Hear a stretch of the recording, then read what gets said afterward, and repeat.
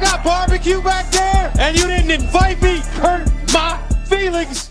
Welcome back to another episode of Dynasty Theory, Week 6. It's almost in the books. As I always say, we're recording Monday night. Dan, we're almost halfway through the fantasy regular season. Man, it's flying by, boys, and it's exciting. It's getting exciting.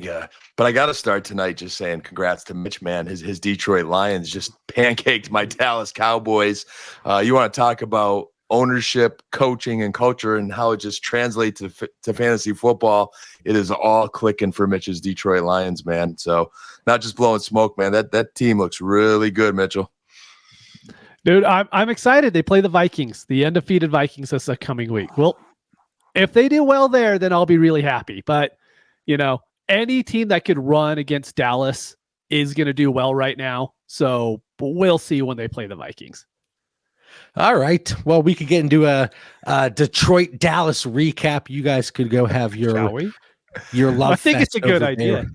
Hey, the love fest is one-sided, JB. I'm really like, you look at Jared Goff.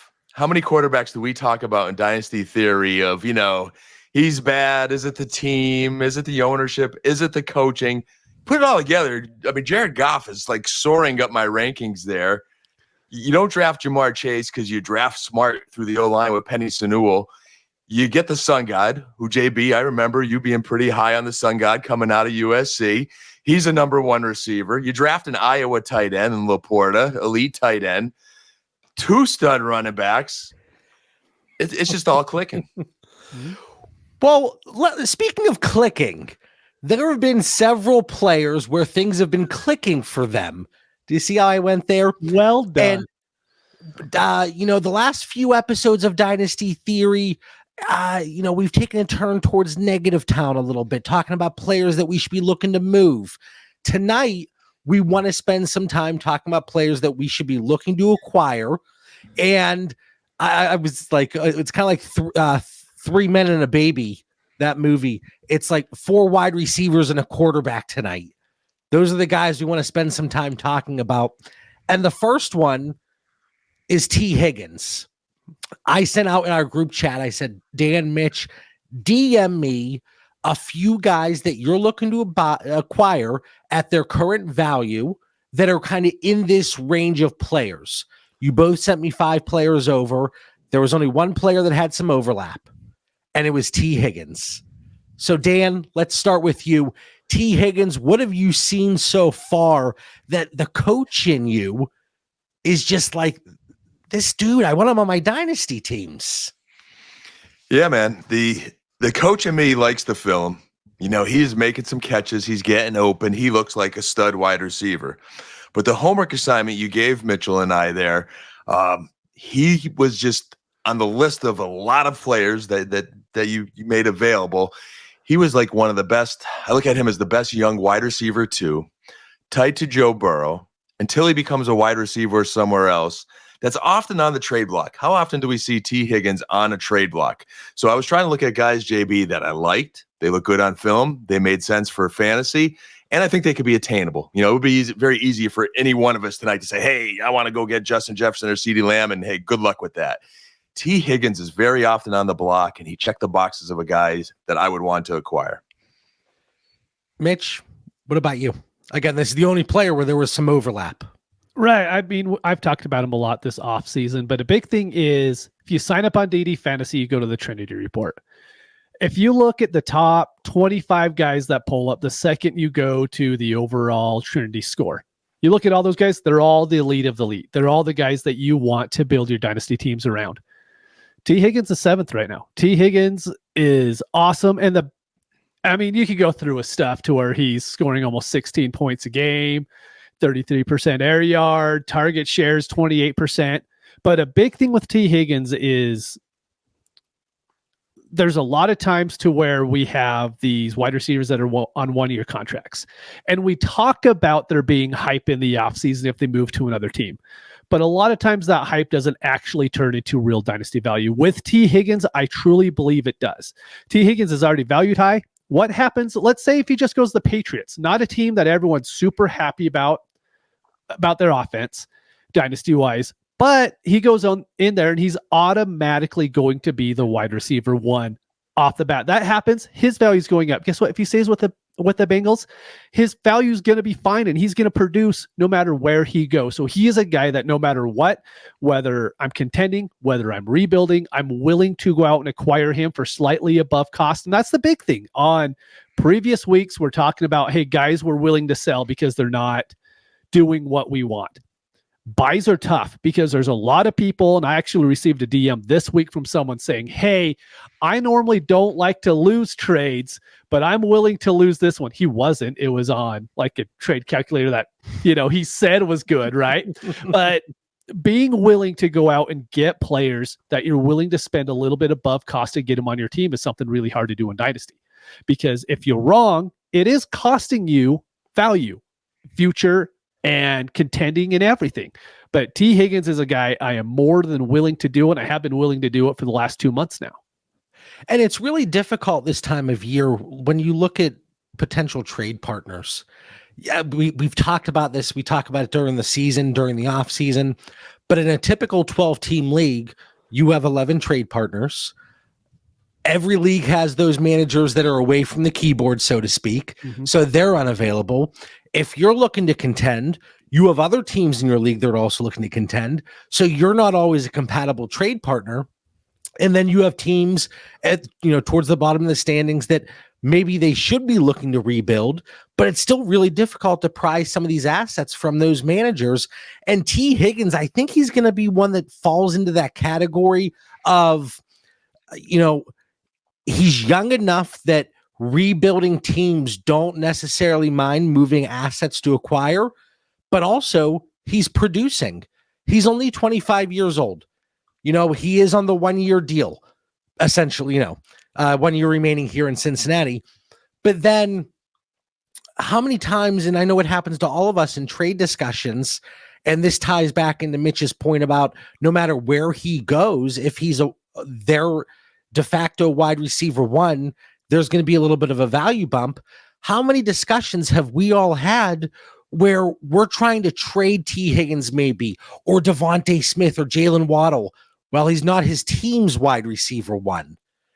And as a result, like you have that really interesting dynamic in managers that are looking to acquire or looking to sell certain players. So for Tee Higgins, before we get into the trades, and as we typically do week in and week out, we pull different players that we're talking about, try to get more of an overarching view on that prototype, that archetype there of a player. But also we look at specific trades that are going down and maybe just to give ideas. If you agree, if you disagree, I always say we are here to spark ideas. And if we do just that, I'm happy with it. So Tee Higgins, Mitch, you talk about the Trinity score over there at ddfantasyfootball.com. The last 3 weeks, and we always try to look for trends in fantasy football. The last 3 weeks, he is 5th in Trinity score, which is kind of a combination of air yard share, target share, yards after catch per reception, and then you tie in yards per route run. But over those last 3 weeks, 18.7 points per game in PPR settings. That's 8th. 39% air yard share. So Mitch, you were spitting some numbers out earlier. The last 3 weeks, it's improved on what you said. 31% target share. That is 5th. And then 2.24 yards per out run. So he is checking every box. And it's the wide receiver 2 on his own team narrative. It's the he can't really stay healthy narrative. But these are all reasons that you should be going to look to acquire a player like Tee Higgins because he is attainable. And I believe that. So even in my tiers, I have him in red from a wide receiver perspective. But like, I still think you could find managers that you can get at that green or at least neutral value. So Dan, let's start with you here. We got a couple Tee Higgins trades. Tee Higgins and Kenneth Walker for AJ Brown and Travis Etienne, 12 teams, start 8 PPR. Yeah, but when I saw these Tee Higgins trades, JB, they've really encouraged me to want to go out after Tee Higgins even more so than a lot of the reason we just started the show with. I like Tee Higgins and Kenneth Walker here. You know, ETN, I think, is getting us all a little bit nervous. And hey, we'll swap stud receivers, even if AJ Brown's a little bit, you know, better, a little more on the elite. He's got some injury issues as well, and the Eagles have had some struggles. So I like the package deal there. I think I'm getting more overall with Higgins and Walker. Mitch, you're on mute. Will you pull the Dan? I have no idea how that happened because I didn't mute myself. That's weird. Okay. Yeah. So completely agree. Higgins and Walker for me. I've never been an ETN guy. I won't be. I love AJ Brown, and I think he's, you know, borderline Nico Collins, Justin Jefferson type. But this is enough with Higgins and Walker to move off of him. It's kind of addition by subtraction at this point. Like Dan and I just talked about Travis Etienne and Tank Bigsby in that dynamic, and how Tank has looked really strong. And I said last week, well, it's only really a concern if Travis Etienne really starts to lose his work in the passing game. He wasn't out there on obvious passing situations before he got dinged up, and now he's week to week. So we have a shoulder issue. We got a hamstring issue. It might be time. That ship may have sailed on Travis Etienne, despite my optimism just 7 days ago. But this is a clean sweep. Give me Higgins and Kenneth Walker. Dan, Tee Higgins and Aaron Jones. Correction. Tee Higgins for Aaron Jones, Chase Brown, and a 25 third, 12-team start 9 PPR. It is one I just have to read it 2-3 times to make sure I'm not making a mistake, but I'm going to smash Tee Higgins on that one. Yeah, hammer.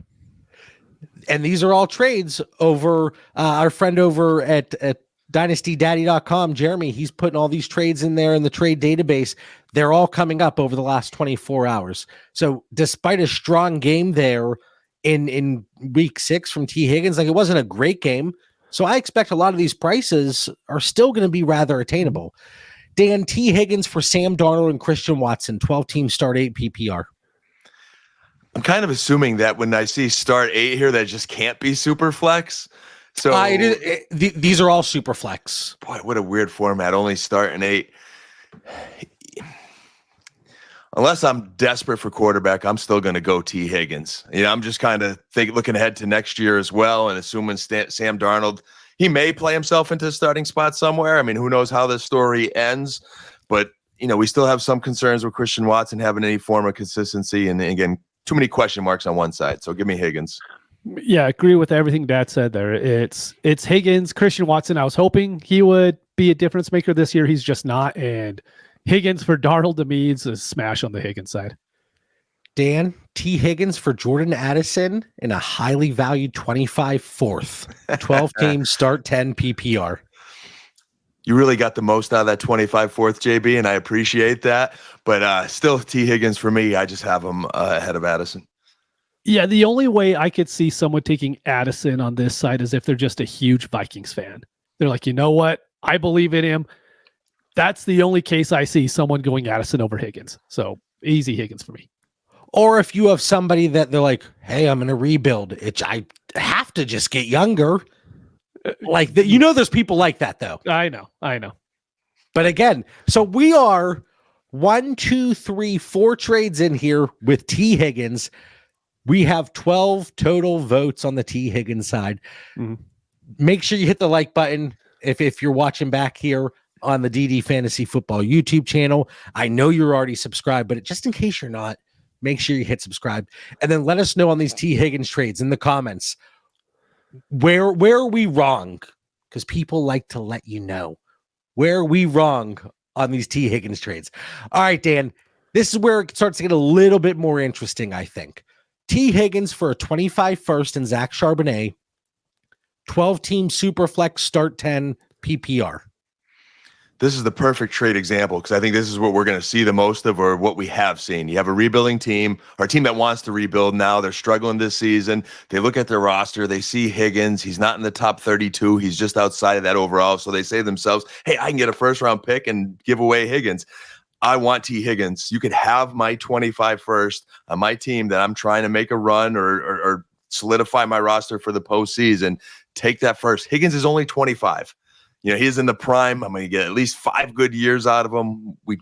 We said everything good about Higgins earlier in this episode. That is the trade you're going to see. And Charbonnet just doesn't move him for me. He's just another one of those handcuff running backs that's nice at the bottom of my roster, but that's not enough to move the deal. Give me Higgins. I agree with Dan again. I mean, it's Higgins. If I'm contending and this is my 25 first, I'm happy to give up the 109 or the 110 for Tee Higgins. Because I think at worst, let's just say he doesn't get injured, performs kind of like he is. He might be during the draft next year. Maybe he's worth the 111 or the 112 instead of the 109 today. Do you lose a little bit of value? Sure. But I mean, I just think he is such a good guy to get right now. And it kind of makes sense. Yeah, you lose a little bit of the value, but you make up for it with the immediate production that you're getting.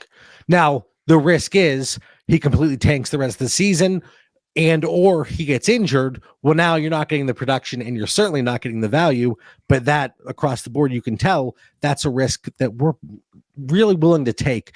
This is the trade for me that it's very team dependent. Like if I'm really set at wide receiver, even if I am contending, maybe if I think there's a chance that pick ends up mid, I trade Higgins away.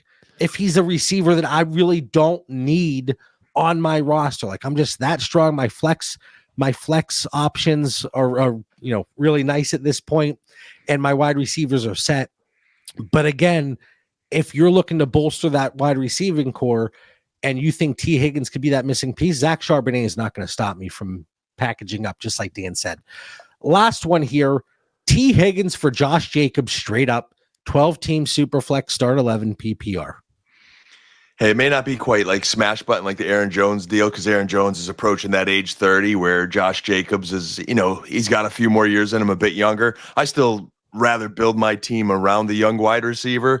It is start 11. So, I mean, running back could be thin. Maybe you really need a Josh Jacobs on there. There's definitely scenarios where I'm all about that. I might want Josh Jacobs, but all things being even, if I'm building my roster, I'd rather a young receiver. So I'll pick Higgins here. Yeah. I mean, Jacobs hasn't broke 100 yards combined since like week 2 this year, like including rushing and receiving. There's just isn't enough there for me to want to buy into him. There's other running backs I'm more than willing to get. I mean, Higgins for Jacobs just isn't one of them. So give me Jacobs. Mitch, I want to throw an impromptu question for you really quick because it involves a player that we may or may not be discussing later in the episode that Dan wanted to mention. Okay. Tee Higgins or Odunze? All right. So this is what I decide to do now. If anyone will ask me this question, let's say in the DD Discord, I will tell them to take Odunze because there's enough built-in dynasty value there that I think that is the proper way to go. Personally, what I would do on my teams is I'm taking Tee Higgins because I think Tee Higgins is going to produce. I think he's the wide receiver 1 for the team, and I'm okay with that. But I completely will not tell people to do that because that is not like the best dynasty process, right? Tee Higgins is the wide receiver 1 on the Bengals? Is that? No, he will be next year when I'm assuming he leaves the Bengals next year, right? So he will be the wide receiver 1 for whatever team he plays for. On the Bengals, they throw so much, he might as well be the wide receiver 1 because him and Chase, they average the exact same amount of points each game pretty much. All right, I was just checking. I like to look for clarification. I like that you catch me on those things. It's good. Even though sometimes you're like, that's not what I said. I'm like, yes, it is what you said. And then I go back that time and you know it. What'd you say? You went back and checked. I was right that time. It was about the Kansas City Chiefs. It was about CEH and Kareem Hunt. Trust me, I'm like an elephant. I don't forget. All right, Dan. There's one quarterback that we wanted to talk about tonight to kind of split up the wide receiver discussions. And I got to say, I mean, I like to be spicy from time to time, but I don't think I disagree with you here. Man, we're getting along tonight, boys. This is a little unusual. I'm a little uncomfortable, but I'm glad to hear that. I'm glad to hear that. Yeah, when I looked at this list, JB, and I saw Justin Herbert, to me, he's the most talented quarterback that you have to be patient with this year because that passing game isn't super explosive with the Chargers. But he is the quarterback that you could probably afford to buy now. And I think he's only going to be better next season. Like, he's a legitimate good quarterback on a well-coached team that everything's trending in the right direction. McConkey's got it. I think he'll be even better next year when he gets a little bit stronger and, another year under his belt. I think they'll continue to build around Herbert, and they'll build that organization the way Detroit built around Goff. They built to all his strengths. They put the weapons around him. They built the O-line first. That's what the Chargers was doing, O-line and run game first. And I think the pass game for fantasy is going to come later when this team becomes very good. That's just the feeling I got. I think it's a safe quarterback that's obtainable, and I'll feel good about him in my quarterback room just a little more next year. And especially if you're not contending, I think he's the perfect target to go out. We talked several weeks ago about Patrick Mahomes, and obviously the price to acquire versus the production you're getting, it's a really tough pill to swallow. But with Justin Herbert, he's going, like, right now, if there's a startup, he's in we always talk about having a startup or a league out in the wild. I would guess he's going early third round in 12-team Superflex tight end premium formats. And if you can acquire at that price in existing leagues, I'm in. You can probably use some pieces to package up to him, especially if you have a manager that is looking for that production right now. So like I said, with Patrick Mahomes, being a tough pill to swallow if you need to package up value and go out and acquire him, it's kind of the same with Justin Herbert. It's really tough to go out if you're a contending team. But I think what makes that interesting is the flip side that I talked about already, finding him on a team that needs pieces and they want to compete. Now, if I have Justin Herbert and I'm looking to compete right now, I think you can do other things with your roster and move other assets and hang on to Justin Herbert and not have to move at what we would see as a deflated price. Because let's be honest, the volume is not there. The production is not there. But the talent has not gone away. That is certainly not the issue.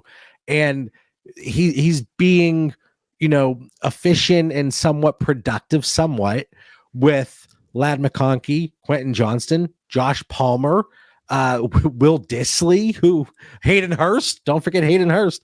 So I think this is a name that I think should be on this list. Mitch, what do you think about Mr. Justin Herbert before we get into the trades? I think this is the lowest dynasty floor we're going to see with Justin Herbert for the next 5 to 8 years. So a big thing I brought up Dobbins in the DMs to John earlier about a player that we could have talked about. And the reason for this, here, let me just tell you what their schedule is moving forward. You tell me a team that they won't be able to compete against, right? I believe the Chargers are going to be a playoff team this year. So they play the Cardinals, Saints, Browns, Titans, Bengals. Ravens is going to be tough. Falcons. Their pass secondary stinks, though. Yeah, exactly. And then Chiefs, Buccaneers, Broncos, Patriots, Raiders. Like, they don't have a hard schedule coming up. And this isn't me saying, hey, Justin Herbert's going to be fantasy elite this year, right? But when we see these guys lose dynasty value is when their team's really bad and like you just don't have a lot of hope for it. I think Harbaugh is an amazing coach. So far, we've seen it again in the NFL to what he can just do. I think this is a playoff team.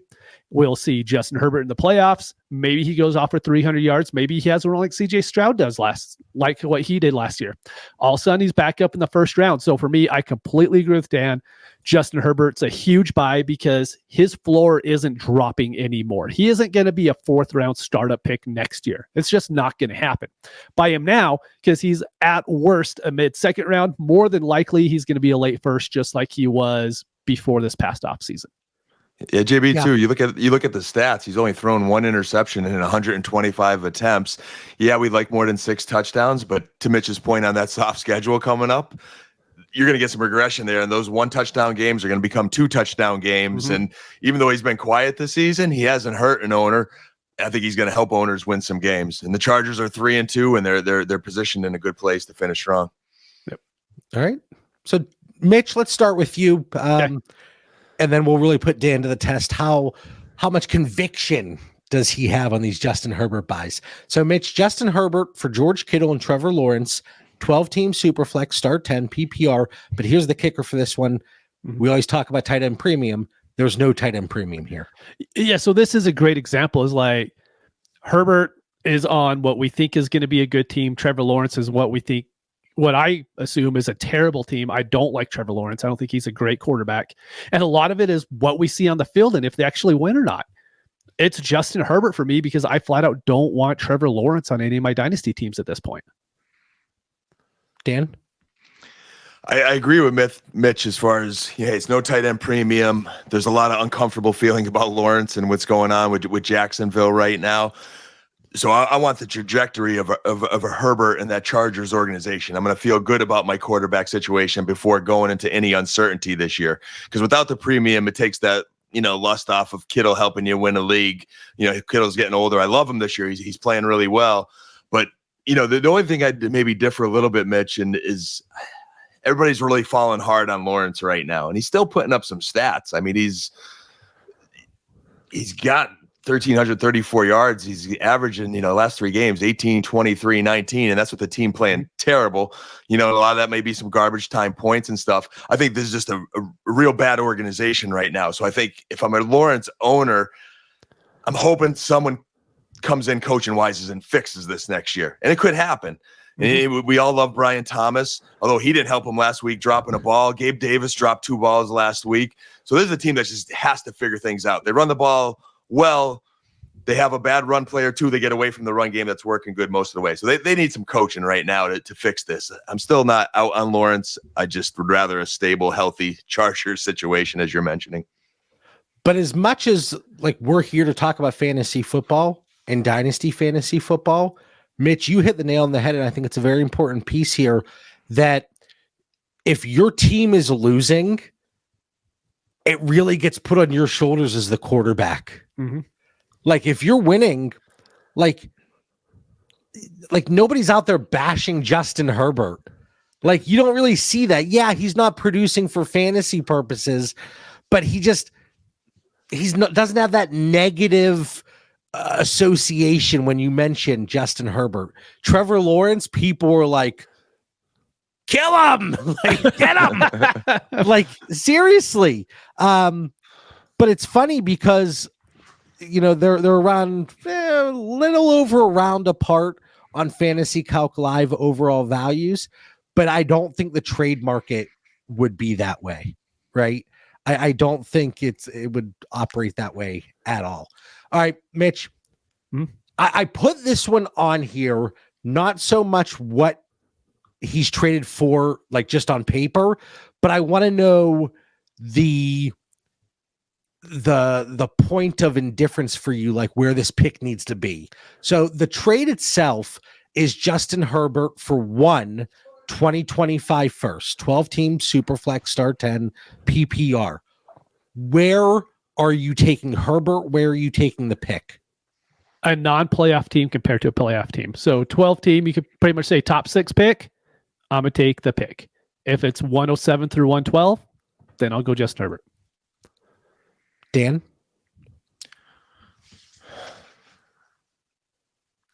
I think it's going to depend on my quarterback situation. I get a little worried, Mitch, if I was 105, 106, maybe 104, those quarterbacks are off the board. I don't want to not have a quarterback. So it really will depend on what's in my quarterback cupboard. Otherwise, I agree with Mitch. At face value, I'm right where Mitch is. If it's 105, 106, I'm still going to take Justin Herbert. So I think I'm a little bit more ambitious when it comes to Herbert versus that pick. But if you are going to make a move like this, I mean, most of the people that we interact with, they're not going to pull the trigger for a 2025 first straight up, unless it looks to be locked and loaded early. But even then, it's an interesting trade to me because you're kind of pitting the what we've seen historically from Justin Herbert versus his production now. And I just think that's leaving a bad taste in people's mouth at the current situation. So again, I asked for it on the Tee Higgins trades.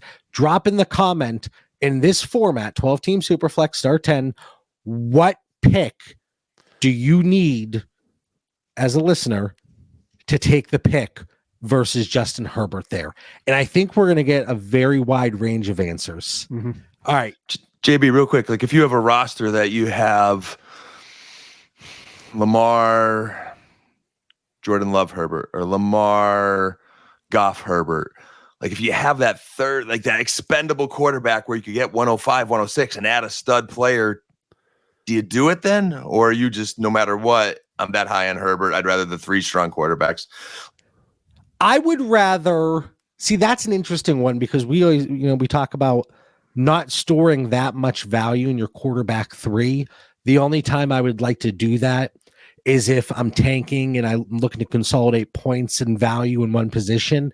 And I typically want that to be quarterback and super flex or 2 quarterback formats.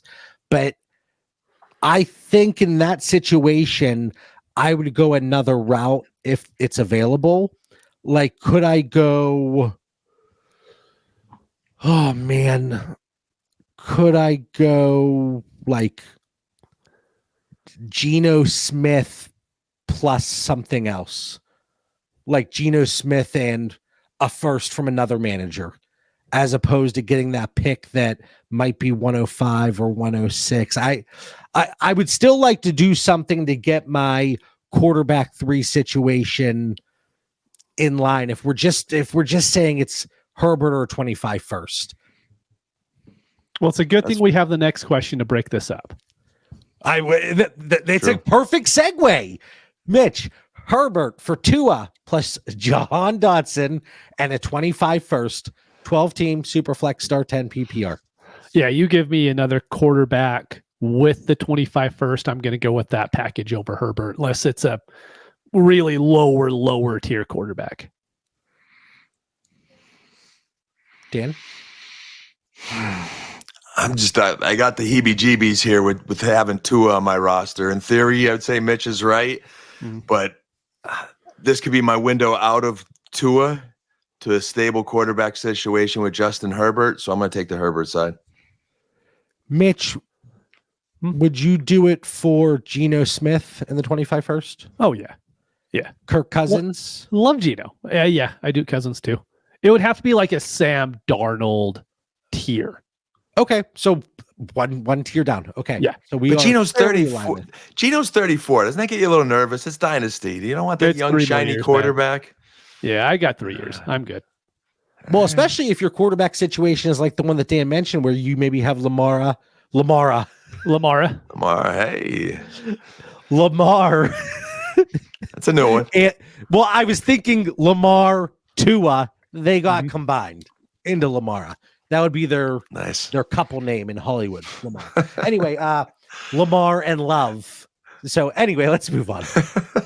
Mitch, Herbert, Pollard, and a 25 second for Bijan Robinson. 12-team start 9, 0.5 PPR. Going Herbert and Pollard. I'll say Dan was right on Pollard. He was talking about him all off season. He was completely right. Pollard's taking over that backfield. He looks really good. Yeah, he looks good behind that O-line. Plus, you're getting a second here. As much as I love Bijan, that's just too much to pass up. Yep. And now Spears is week to week. All right, Mitch. Herbert, 25 first and a 26 first for Josh Allen. 12-team Superflex start 10 PPR. This one's tough. Honestly, I think I personally can do more with Herbert, the 25 first and the 26 first, than I can just having Josh Allen on my team. I think I could use that liquidity to pick up more pieces, so I will go to that side. Although I think value-wise, I think it's just about dead even. You're getting about almost 4 first for Josh Allen in that point. Yeah, I'm going to take the Josh Allen side. It is tough. I agree, Mitch. I just think Josh Allen's a unicorn, and I want him on my roster. Mm-hmm. I also will go Josh Allen, but that's, like you said, Mitch, you're pushing 4-ish first there. Where that 25 first is could certainly make this a conversation, but I go with Dan. All right, last one. Justin Herbert for Tyreek and Stafford, 12-team Superflex, start 10 PPR. Herbert. Same, especially start 10. If it was a little deeper league, I might, start 11, start 12. I might think different, but start 10, give me Herbert. Especially if things have not gone the way that you're looking for this season, like getting off of Stafford is a win here. especially to get up into that quarterback that's giving you that stability and that safety right now. Not so much production like we've talked about, but giving you that insulated value. I wanted to go through several trades with Justin Herbert and Tee Higgins like we typically do, where they're structured very differently. Like with Justin Herbert, we broke him up in a few spots. We packaged up for a Josh Allen. We packaged up for a positional player. We broke him down for a broken Tua and picks. So I wanted to kind of put a different lens on it, if you will, and kind of go in different directions, because we all know that people play Dynasty in different ways. Sometimes people like to package up. Sometimes they like to, during the offseason, you guys call me the UPS man because I'm taking the package in a lot of situations. But there are different things that I wanted to look at there. All right, Mitch. Mm-hmm. We are downs with Downs. What? Josh Downs. Bro, what are you talking about, man? Aren't we up with Downs? No, but I get down. Like I'm down with it. Like it took me a second. I'm like, this doesn't make sense to me. I'm sorry. that's like the I'm Cole old, lingo John. from like the 80s, right? I get. I'm downs with that. So a big thing for me is Josh. Everyone who listened to Dynasty Theory before we came over to DD Fantasy, all off season, I was talking about Michael Pittman, the first reads. All of them are going to go to Michael Pittman. He's going to do extremely well. Well, it comes to find out it's really Josh Downs who is what I thought Michael Pittman was going to be. He's getting 34% of the first read looks. It's amazing how many he's getting. And then you go over to the Trinity score. He's borderline a top 20 guy on Trinity. His target share, 27%. Points per game, 16%. Air yards, his is always going to be a little bit lower just because of how they do Alec Pierce and how that offense is, but it's 25%, right? It's perfectly fine. Like, he is everything that I wanted Michael Pittman to be, and he's doing it with Joe Flacco. I think he's going to do it perfectly fine with Anthony Richardson. I don't think that is going to change because I think Josh Downs' skill set actually fits really well with Anthony Richardson. So the one issue that I have is I think he's going to be a really hard buy because I think anyone who has him is going to be really high on him because he's a really young guy who's producing each week. He didn't have a huge cost coming in, right? So anyone who's looking to move him, I think you're going to have to pay a little bit more than I'm willing to. But if he's a guy that you could go out and get a little bit over market, I really like that move.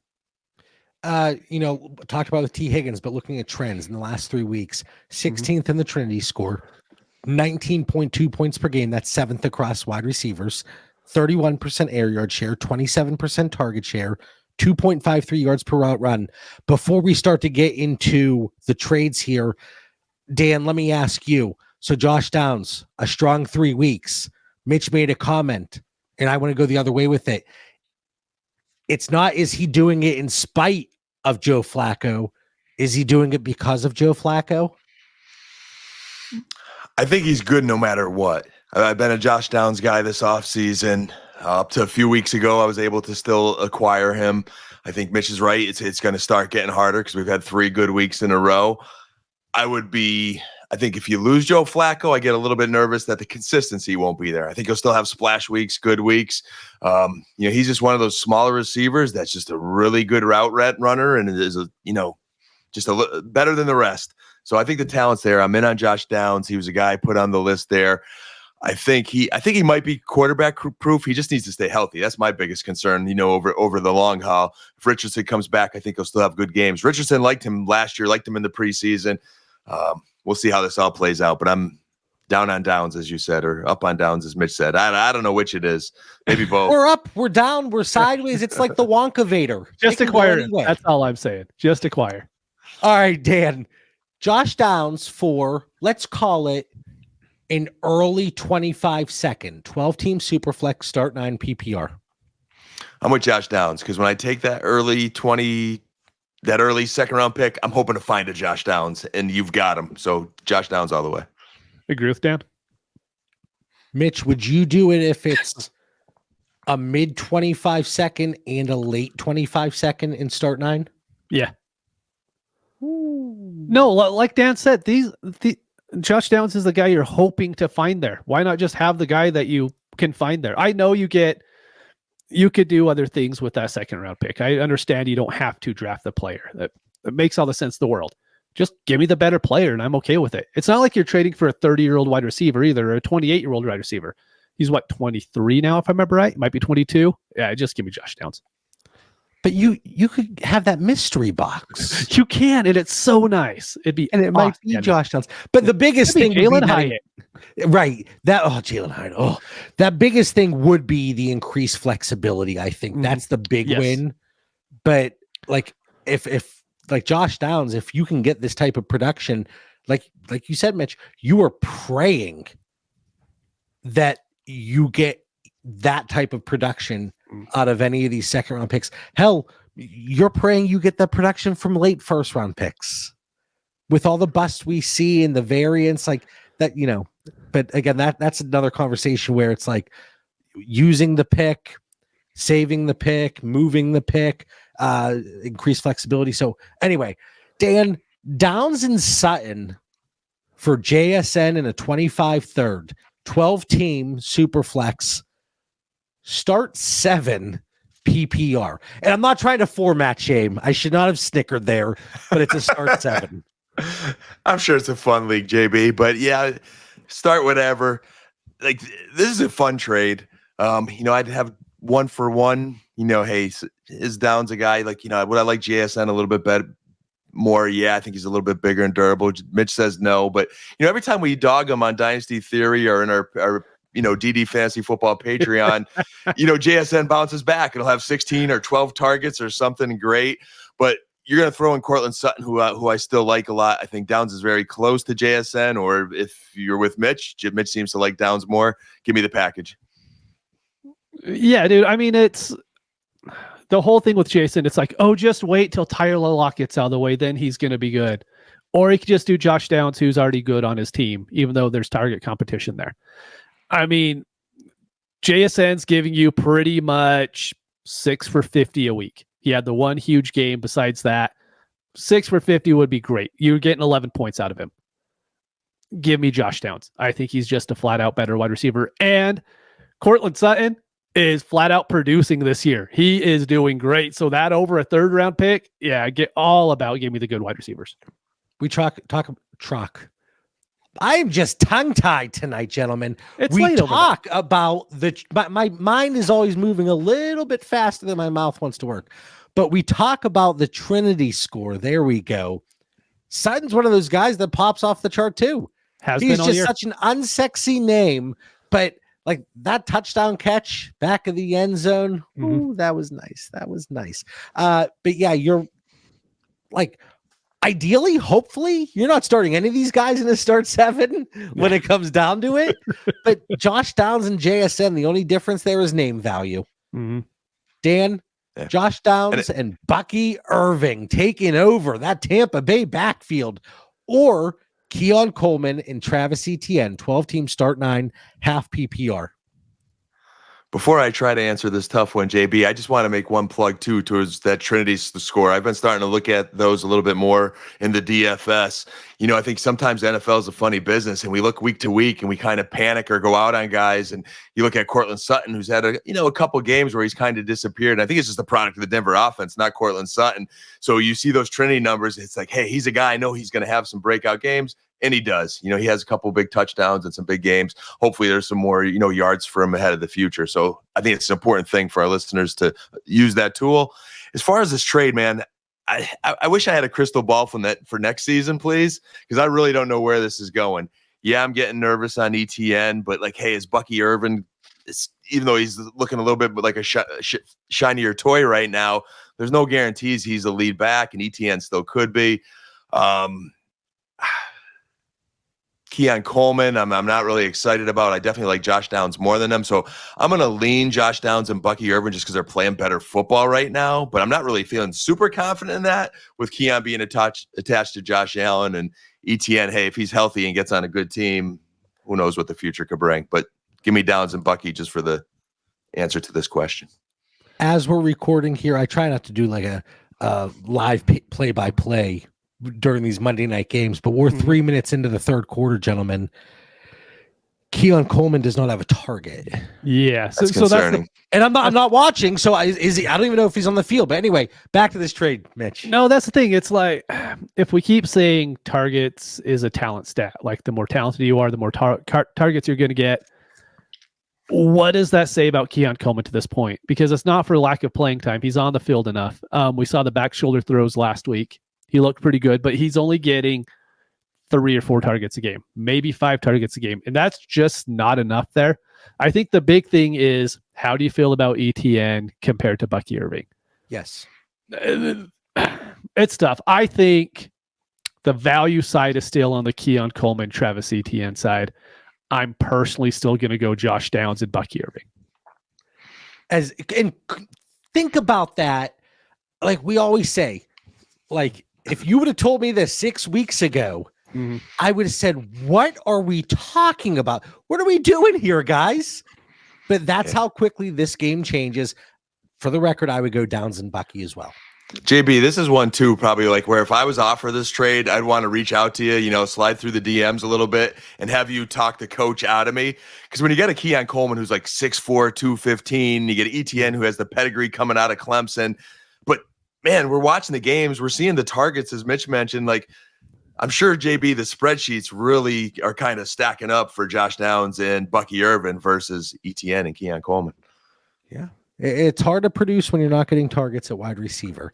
All right, Dan, we're going through all these metrics and these stats. And I said this to Mitch when you were having some IT issues there, but we were talking about some of the names here. And I was like, I don't have any encouraging stats for this guy, but Rome Odunze, Dan, you are still okay going out to acquire. Yeah, he's another one where I was trying to find some. Oh, wait, Keon Coleman has a 5-yard catch just now. They heard you, JB. They heard you. You motivated them.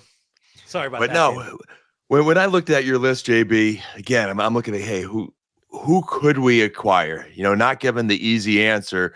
And Rome is the guy that hasn't blown up yet, obviously. I think he's the most attainable, talented wide receiver that is tied to Caleb Williams. And I'm watching Bears games because I'm excited to watch Caleb Williams, and I watched again this past weekend versus Jaguars, probably because it was the only game on to at 9:30 in the morning in London. And although Rome he had like 2 targets. They were nice routes. He got open. He made catches. He was pumped after he caught it. Like, the talent's there. I think this is still an evolving offense. I mean, hey, you still got DJ Moore. You still got Keenan Allen. So I think you're just going to have to be a little bit patient. But Keenan Allen's not getting any younger. And I think Rome's going to be fine. I think while he's attainable, this is your window, Dynasty owners. When else are you going to get Rome when he's only had like 6, 9, and 2 points the last 3 weeks? It's the best time. Yeah, I agree with Dan. He's averaging like 3 catches over the whole season so far, each game. He's all right. It's nothing that we love, but he's a guy that absolutely believed in coming into the draft. Where he was drafted, I didn't love it, but now kind of like it. Caleb is turning it on. He's starting to look really good. So I'm kind of buying into the offense. My biggest worry is Caleb. I was talking to a buddy about this today. Caleb is going to save that coaching staff's jobs this season, right? And like, that is the most worrying thing for me if I was a Chicago Bears fan, if I'm a Rome Odunze fan, if I'm a Caleb Williams fan, right? Like, I don't want that to happen. But I completely agree with Dan. Rome is a great buy right now still. Yeah, it especially because we talked about kind of where he was going in rookie drafts. If a team that's contending is kind of getting fed up and they're not able to do anything with him, I think there are opportunities to move off of some of these veterans that maybe you have been looking to move off of and haven't been able to. And I'm not saying like, any wide receiver that has taken a few years or could break out eventually. It's like, well, look at what Devontae Adams did his first 2 years. That was every receiver people wanted to compare, like a lackluster first couple years in the NFL, right? And I think now you're going to see, well, look what happened with Nico Collins. So I think that's like this generation. And, in the NFL, a generation is like 5 years, but because every talent is so generational. But I think there's still going to be hope, and there's going to be that optimism overall for Rome Odunze, but you can probably find some frustrated managers that don't want to carry that risk. So, Mitch, let me start with you on these. Mm-hmm. Rome Odunze in a 25 first for AJ Brown in a 25 second, 12-team Superflex start 10 PPR. That 25 second definitely flips it for me. I'll go AJ Brown. If I'm rebuilding, I want Roman the first. If I'm contending, I want Brown in the second. I'm with you, Mitch. I'd rather that not be a second because that's probably a high second based on this trade. But yeah, I think it's a super fair trade. Mm-hmm. And I think that's, oftentimes we don't see too many trades on these episodes where we're like, okay, that really makes sense for both teams. I think that one does. Yep.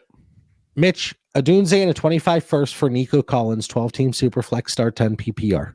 Oh, I said it 2 weeks ago. Nico Collins to me is Jamar Chase right next to Jess Jefferson. I want Nico Collins. Yeah. How about I tried to trade Nico this past week for Lamb? And the deal breaker, the guy put a deal. All I wanted to take out of the deal was he wanted my Brock Bowers and he was giving me Sam Laporta. You know I'm a Georgia fan, guys. I didn't want to lose Brock Bowers. He got mad at me and was insulted that I had to get the better end of the trade. That's just my little vent and rant right now. But JB's got me sold on Nico. His plays got me sold on Nico.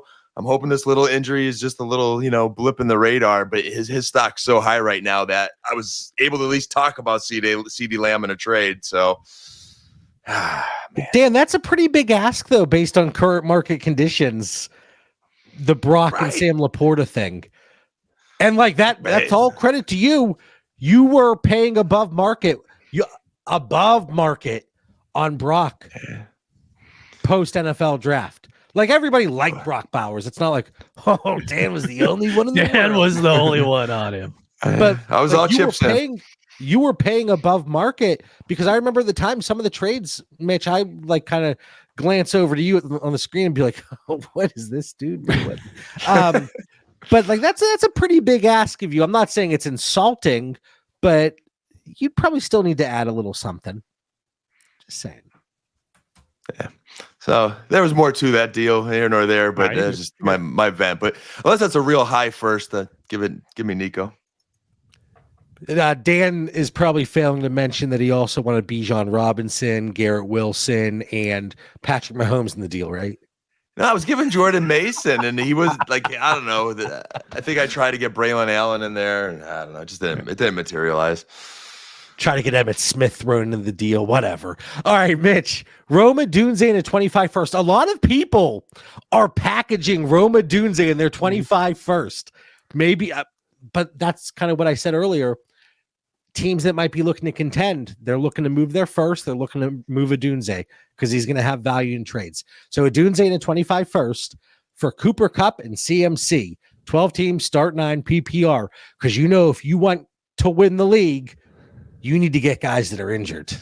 Look, I'll take Odunze over Kupp. I would have done it before the season even started. That doesn't change based off injuries. And right now, I'll take a 25 first over CMC.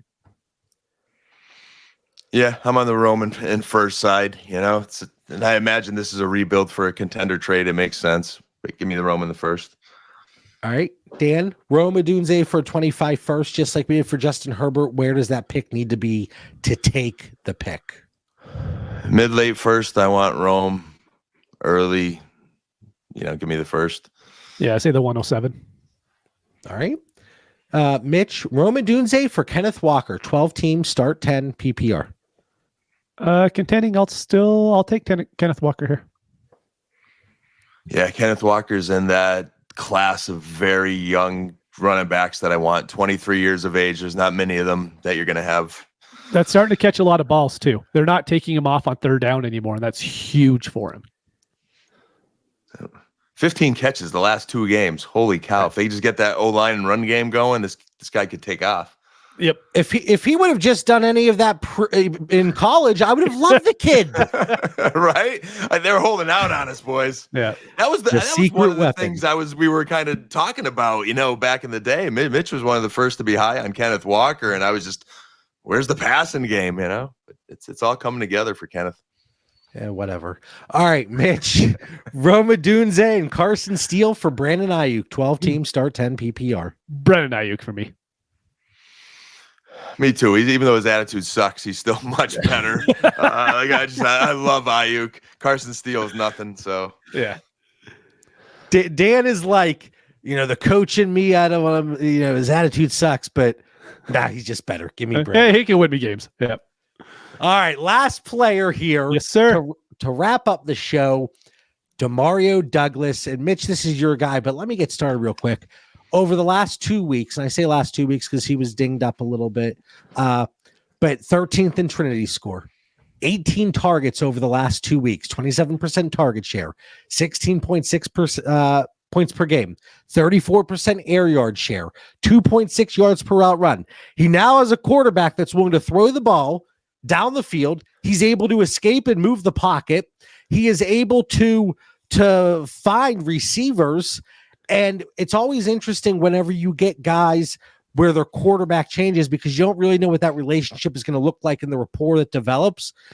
If we're getting that connection early on between Demario Douglas and Drake May, I think it's going to continue. And we saw some negative blurbs from the coaching staff about Jalen Polk, and he just needs to kind of get out of his head. And it wasn't a glowing endorsement, even though he's running all the routes, Mitch. But Demario Douglas, I love that you include this name on here because we go through so many different price points, and this is probably the one that's going to be most easily attainable. Look, before DFS Sunday yesterday morning, I went in. I was like, hey, Drake May played that fourth quarter a few weeks ago. I wanted to see who he was targeting. He threw 8 attempts. I'm like, hey, 3 of them went to Demario Douglas. I'm like, they're both really cheap. So I threw them in my lineup and I had a great DFS day because of it. And I think a big reason is we get kind of stuck in these minds of like, oh, this Patriots, dude, we saw it even in the DD Discord.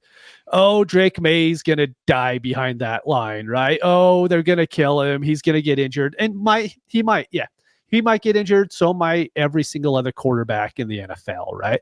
But what this kid brings every Sunday through athleticism, through his arm, just gives that offense so much more. And Demario Douglas is going to be his number one guy now.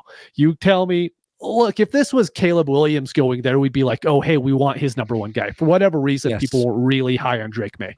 Whatever the reason is, I really don't care because they were wrong. But it's okay. Anywho, Demario Douglas, like he's going to be his number one guy. He's going to have a 28% market target share on the season. You tell me I get that with Drake May, with how good this defense is, and now they're going to be able to move the ball.